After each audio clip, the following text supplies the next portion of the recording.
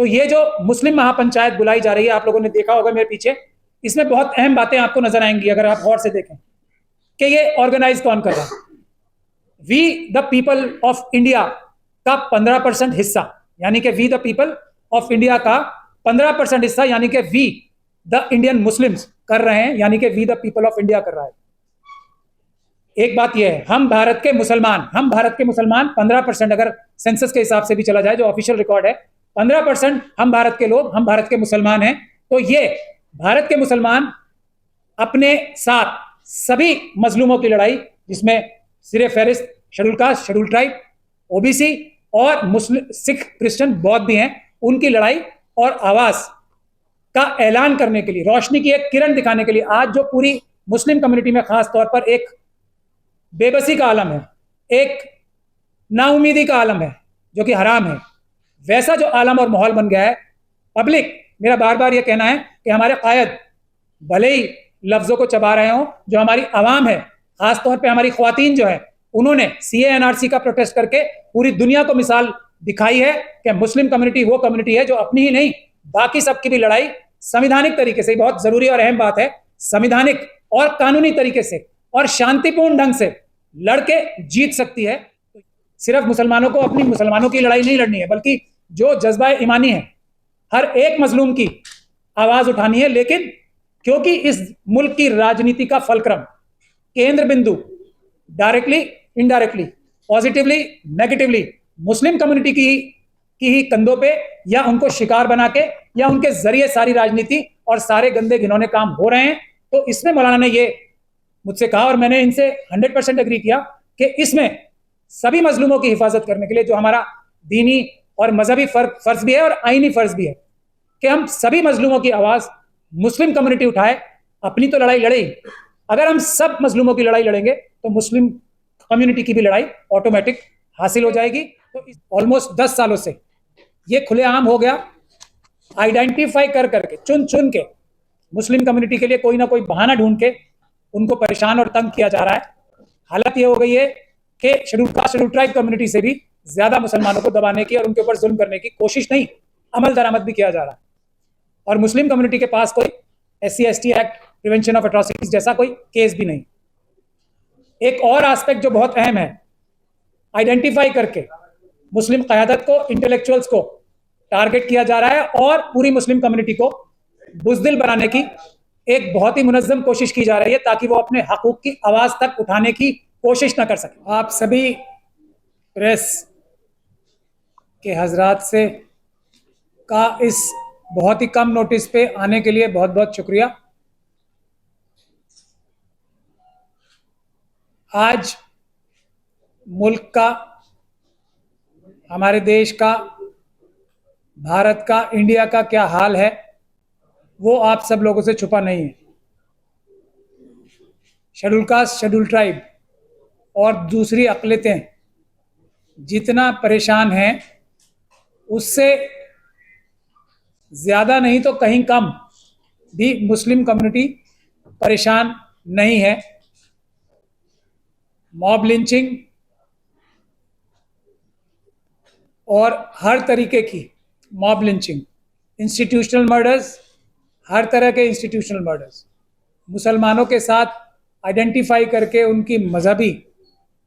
आज़ादी पर ही नहीं, उनकी रोज़मर्रा की ज़िंदगी पर भी हमला किया जा रहा है। हिजाब पहनने पर, खान पान पर और झूठे बहतान लगा के लव जिहाद जैसे,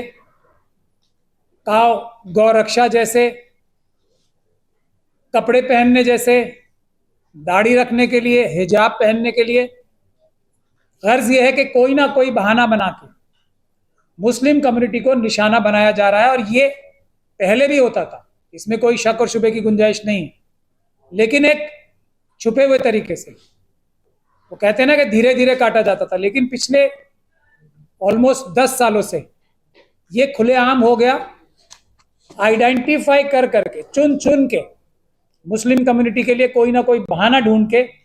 उनको परेशान और तंग किया जा रहा है। हालत ये हो गई है कि schedule caste, schedule tribe community से भी ज्यादा मुसलमानों को दबाने की और उनके ऊपर जुल्म करने की कोशिश नहीं, अमल दरामद भी किया जा रहा है। और मुस्लिम कम्युनिटी के पास कोई SC/ST act, prevention of atrocities जैसा कोई केस भी नहीं। एक और एस्पेक्ट जो बहुत अहम है, आइडेंटिफाई करके मुस्लिम क़यादत को, इंटेलेक्चुअल्स को टारगेट किया जा रहा है और पूरी मुस्लिम कम्युनिटी को बुज़दिल बनाने की एक बहुत ही मुनज़्ज़म कोशिश की जा रही है ताकि वो अपने हकूक़ की आवाज़ तक उठाने की कोशिश ना कर सके। ये बहुत ही मुनज़्ज़म तरीके से कोशिश हो रही है, उसके बारे में हम लोग पहले भी बता चुके हैं बहुत बार, इससे पहले भी आप लोग सब जानते ही हैं क्योंकि आप लोग खुद इस परेशानी में मुब्तला हैं। प्रेस वालों को भी, वकीलों को भी, प्रोफेशनल्स को भी, सभी को आइडेंटिफाई कर करके झूठे मुकदमों में भी फंसाया जा रहा है। तो बहुत दिन से जब हालात हो रहे थे और कोई रोशनी की किरण नहीं नजर आ रही थी, तो इसमें कोई शक नहीं है कि बहुत चंद उलेमा ऐसे बचे हैं आज जो पूरा जज्बा ईमानी बहादुरी, जिसका पहला जिसकी शर्त है अल्लाह के अलावा किसी से ना डरना, पहली शर्त है। तो ऐसे बहुत मुट्ठी भर उलेमा हमारे बीच में रह गए और उलेमाओं ने कम से कम मुस्लिम कम्युनिटी को तो हमेशा से लीड किया है और हम लोगों को आदत भी है कि उलेमा हजरात हमें क़यादत दें। लेकिन आज के हालात ऐसे हो गए कि उलेमा हजरात खुद बैकफुट पर हैं या दीगर वजूहात से किनारा कशी कर रहे हैं, ख़तरा लेने से और सच को सच कहने से, हक़ को हक़ कहने से। इसका नतीजा क्या हुआ है कि सबसे पहले और सबसे ज़्यादा हम सब लोगों की इज्जत, जैसे शेड्यूल कास्ट, शेड्यूल ट्राइब और OBC और दूसरी माइनॉरिटीज़ की इज्जत मिट्टी में मिला के रखने का एक लंबा इतिहास है मनुवादियों का और RSS BJP का, वो अब कमोबेश मुसलमानों का भी हो गया है। तो मौलाना तौक़ीर रज़ा साहब एक उन मुट्ठी भर आलिमों में से एक हैं जिनकी पहली चीज़ तो इज्जत, ना सिर्फ किसी भी मसलक की दीवार को या पर्दे को लांग कर सब तरफ यूनिफॉर्म इज्जत है, बल्कि उससे भी अहम बात यह है कि ये सच को सच, हक को हक, चाहे वो कितना भी out of place, out of date या जो पूरा माहौल एक बना दिया गया कि मुसलमान अपनी आवाज़ तक ना उठा सकें, आवाज़ उठाने की सोच भी ना सकें, तो ऐसे हालात में मौलाना तौक़ीर रज़ा एक ऐसी रोशनी की किरण है जो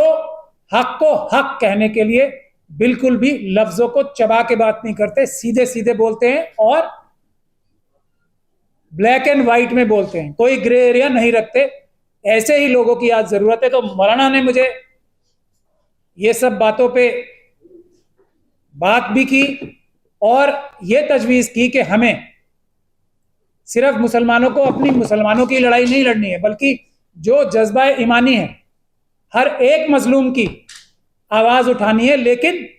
क्योंकि इस मुल्क की राजनीति का फलक्रम, केंद्र बिंदु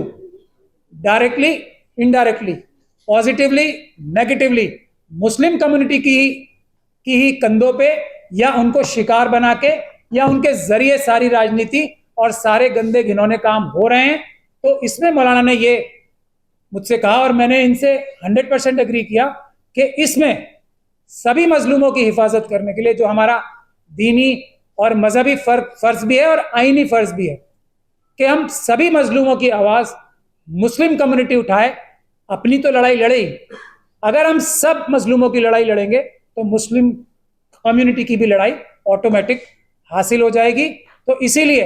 हमारे लिए सबसे अहम चीज़ क्या है? इज्जत और इंसाफ।